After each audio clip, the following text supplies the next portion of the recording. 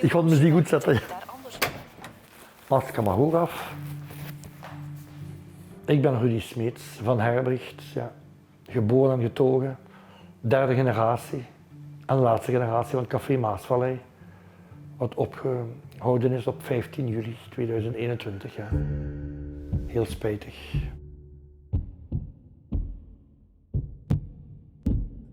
De oppositie en veel consumenten denken daar anders over. En Amnesty beschuldigt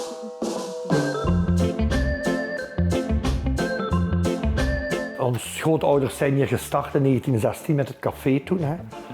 En in hun jong jaren woonden hier in de 60 mensen. En ik heb het meeste geweten in de 40. Maar toen zijn dan die overstromingen gekomen in 70, in 80, in 84, 88, 2 keer 93, 95, noem maar op allemaal. Daarna is hier toch wel een kanteling gekomen. Veel mensen zijn toen wel vertrokken. Ik heb altijd gedacht, ik zal hier wel de laatste gaan zijn.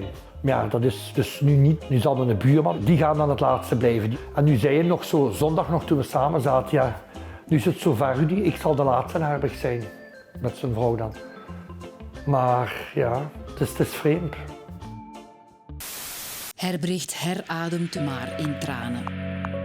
Aan Café Maasvallei is het een ravage. Het was de 21ste overstroming voor mij. De 6e keer binnenshuis. Maar dit was de zwaarste.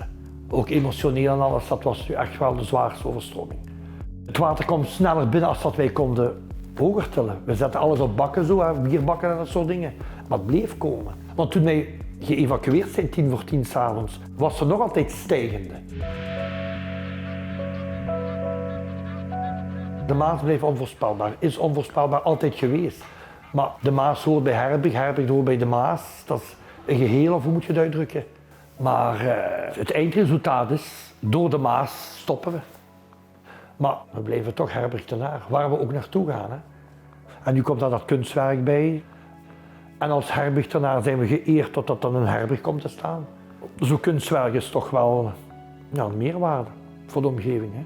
Voor de passanten, fietsers, wandelaars. Dat gaat toch wel veel bezichtigingen krijgen, denk ik. We zullen heel zeker komen kijken. En waarschijnlijk meermaals ook. Ja, zonder twijfel. Ik denk, iedereen wil dat wel eens zien. Hè. Jawel, jawel.